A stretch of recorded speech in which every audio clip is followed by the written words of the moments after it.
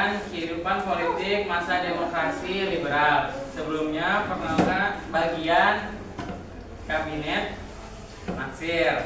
Sebelumnya perkenalkan, nama saya Muhammad Davin Adrian. Nama saya Intan Agustiani. Nama saya Siska Amelia Damayanti. Nama saya Dela Ananta.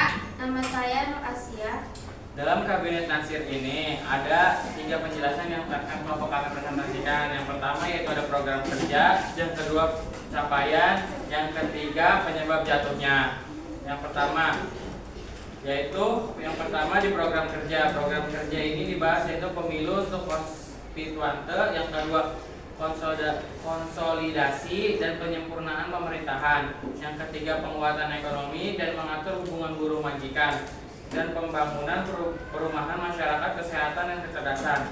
Yang keempat penyempurnaan angkatan perang. Yang terakhir itu memperjuangkan penyelesaian masalah Irian Barat. Selanjutnya capaian. Capaian pertama yaitu memetakan politik luar negeri yang bebas aktif. Yang kedua Indonesia menjadi anggota PBB. Yang ketiga pelaksanaan perundingan masalah Irian Barat dengan pihak Belanda. Yang terakhir penyebab jatuh. Yang pertama kegagalan dalam perundingan dengan Belanda.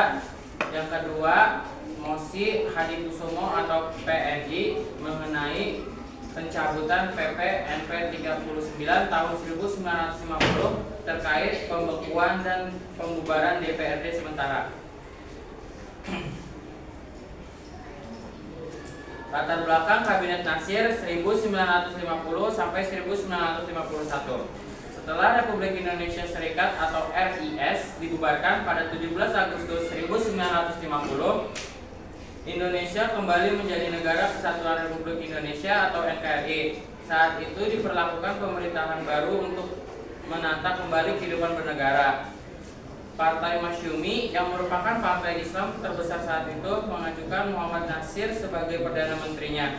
Kabinet yang dibentuk dikenal dengan Kabinet Natsir yang mulai bekerja pada 6 September 1950. Kabinet ini berbentuk parlementer, artinya presiden hanya berfungsi sebagai kepala negara, sedangkan Perdana Menteri memimpin pemerintahan sehari-hari. Selanjutnya yaitu program kerja Kabinet Natsir akan dijelaskan oleh Intan Agustiani. Program kerja Kabinet Natsir.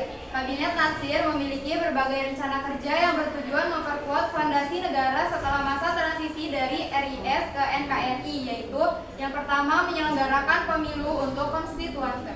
Konstituante bertugas menyusun undang-undang dasar yang baru sebagai pengganti Undang-Undang Dasar sementara 1950. Ini penting untuk memperkuat dasar hukum negara yang masih belum stabil.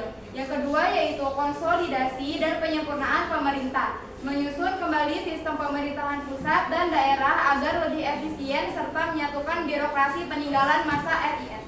Yang ketiga yaitu penguatan ekonomi nasional, menghidupkan sektor pertanian, perdagangan dan industri, serta memperbaiki hubungan antara buruh dan majikan agar kesejahteraan meningkat. Yang keempat yaitu pembangunan sosial, fokus pada pembangunan perumahan rakyat, kesehatan dan pendidikan untuk meningkatkan taraf hidup masyarakat. Yang kelima yaitu penyempurnaan angkatan perang, membentuk angkatan perang yang kuat dan profesional guna menjaga keamanan dalam negeri serta mempertahankan kedaulatan. Yang keenam yaitu memperjuangkan penyelesaian masalah Irian Barat, mengembalikan wilayah Irian Barat atau Papua ke pangkuan Indonesia yang saat itu masih dikuasai oleh Belanda. Selanjutnya yaitu capaian atau keberhasilan Kabinet Natsir yang akan dijelaskan oleh Siska. Meskipun jabatannya singkat sekitar 9 bulan, Kabinet Natsir berhasil mencapai beberapa hal penting. Yang pertama, menetapkan politik luar negeri bebas aktif.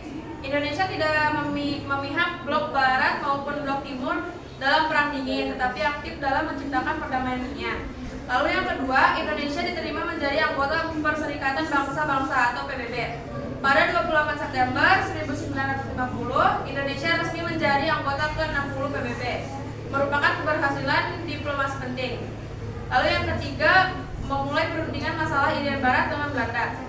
Pemerintah mulai membahas secara resmi upaya diplomatik untuk mengambil kembali Irian Barat dari Belanda. Lalu yang keempat, stabilitas awal pemerintahan NKRI. Kabinet ini berhasil menata ulang struktur pemerintahan setelah masa transisi dari RIS walaupun masih banyak kendala. Lalu selanjutnya ada penyebab jatuhnya Kabinet Natsir yang akan disampaikan disampaikan oleh Dela. Penyebab jatuhnya Kabinet Natsir itu Kabinet Natsir tidak bertahan lama karena berbagai faktor politik dan kegagalan diplomasi. Yang pertama itu gagal menyelesaikan perundingan dengan Belanda. Upaya diplomatik untuk merebut Irian Barat tidak berhasil sehingga banyak pihak menilai kabinet kurang tegas. Yang kedua itu ada Modi Hadikusumo dari Partai Nasional Indonesia.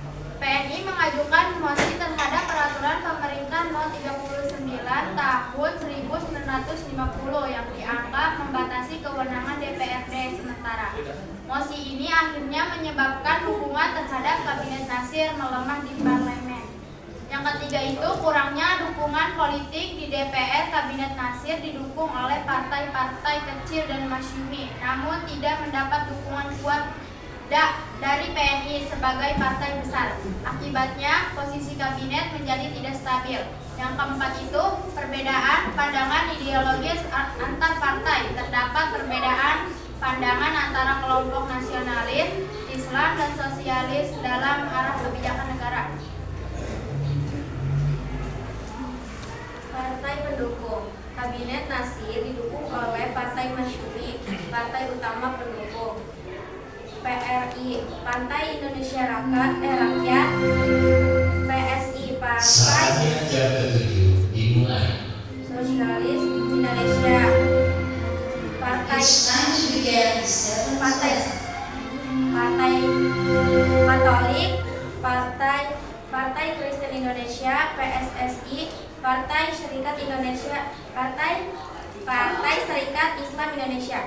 Kesimpulan Kabinet Natsir merupakan kabinet pertama setelah Indonesia kembali menjadi NKRI.